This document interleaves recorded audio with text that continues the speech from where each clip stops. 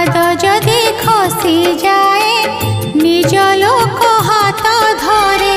भाग्य जदि मंद हुए